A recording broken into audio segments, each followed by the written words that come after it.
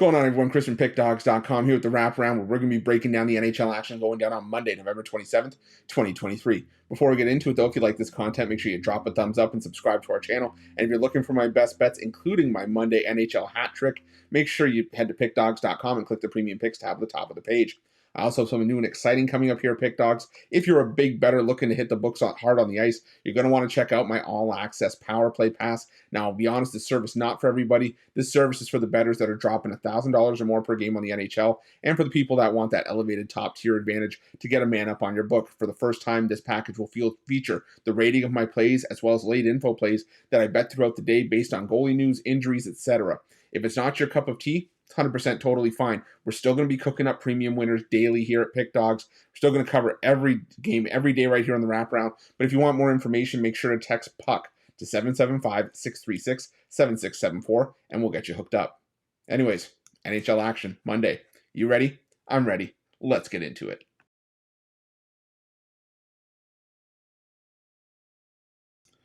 Our first game on the board on Monday takes us to the Nationwide Arena where the Columbus Blue Jackets take on the Boston Bruins. And the Boston Bruins coming off of a 7-4 loss to the New York Rangers in their last matchup.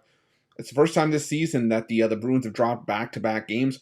The Boston Bruins only had a multi-game losing streak twice last year. And the thing that happened was whenever they got the win to snap the losing streak, it usually came in convincing fashion. The first time it came against the Toronto Maple Leafs. I don't remember who it was the second time, but I remember it was a beat-down win. And to me, that just boils down to, do you think the Boston Bruins win this game? And if you do, you back them on the puck line. And unfortunately for the Columbus Blue Jackets, I think they're in the wrong place at the wrong time. Sure, if the Blue Jackets managed to get a couple of wins here and there, but I know what this team is. And yeah, they've been battling. They've played a couple of close games here and there, but I still think it's the Boston Bruins game to lose here. So I'm going to take the Boston Bruins on the puck line in this one.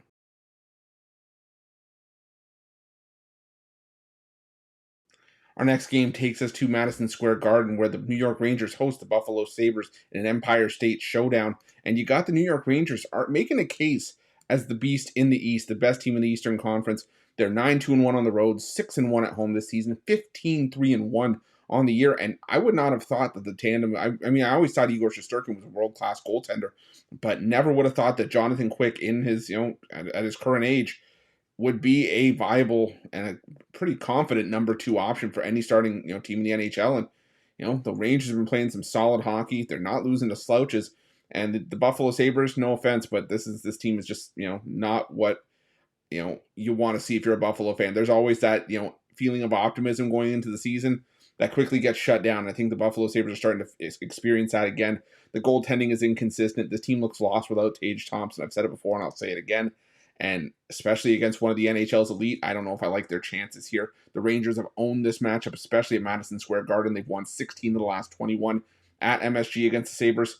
Make it 17 here. I'm going to take the Rangers on the puck line in this one.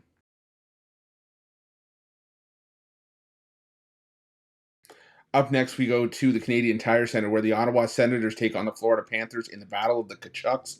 And, believe it or not, since the Tkachuks have, started playing on different teams, the series between the two has been split 9-9, so not as far-fetched to think that the Senators could hold their own in this game. And they do play their better hockey at home, but I'm having a hard time convincing myself to stick with the Ottawa Senators.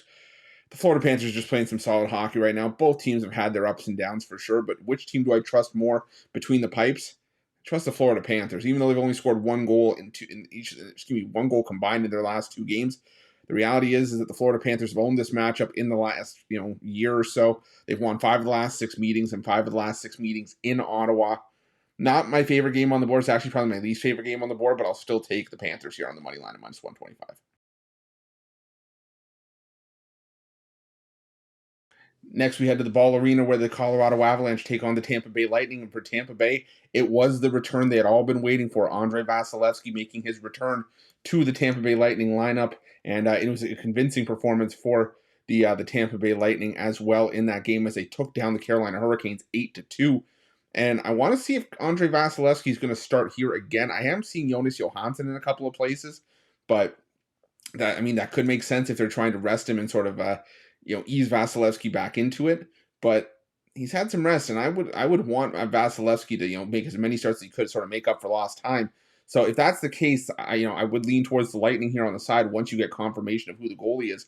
But either way, I like the under 6.5 here. This to me just feels like a heavyweight tilt.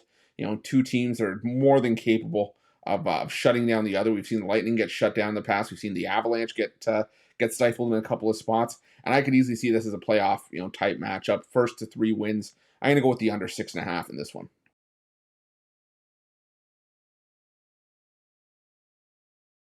Next, we head to the Scotiabank Saddledome where the Calgary Flames take on the Vegas Golden Knights. And the Vegas Golden Knights, hitting a stumbling block a little bit as of late. They are 4-5-1 in their last 10 games. They're coming off of a loss to the Arizona Coyotes by a final count of 2-0. But to be honest with you, I think that's that kind of situation is just creating value on the Vegas Golden Knights in a bit of a buy low spot.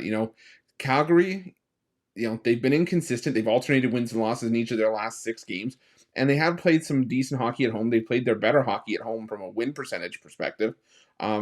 But let's not forget, these are still the Calgary Flames, the same Calgary Flames that are 8-10-3 so far in the year. The Vegas Golden Knights, they're still your defending Stanley Cup champions that have won 14 of their first 21 games to start the year. Head to head, the Vegas Golden Knights have had the upper hand here, 7-3 in the last 10 meetings. The favorite, 13-3 in the last 16. And Vegas has also won 7 of their last 9 within the division. So I'm going to go with the Vegas Golden Knights here. Like I said, I think this recent little hiccup the Golden Knights have had has created some value in spots. I think this is one of them. Give me Vegas on the money line in this one.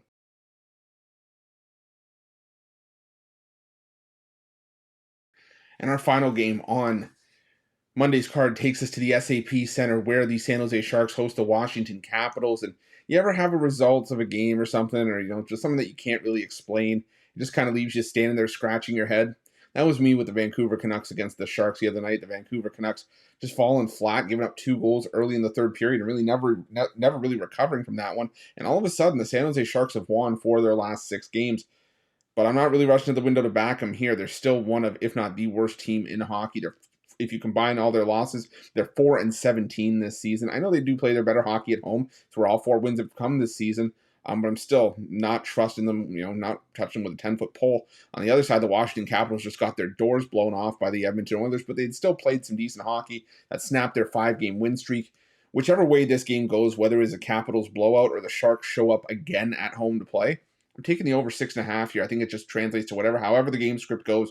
Like I said, if it's a Capitals blowout, they'll probably put 5, maybe even 6 past the Sharks here. I think the Sharks can at least still get on the board, get 1 or 2. Or if the Sharks decide to show up, it could easily be a 4-3 game. I don't trust either group of goaltenders right now. Give me the over 6.5 to round things out.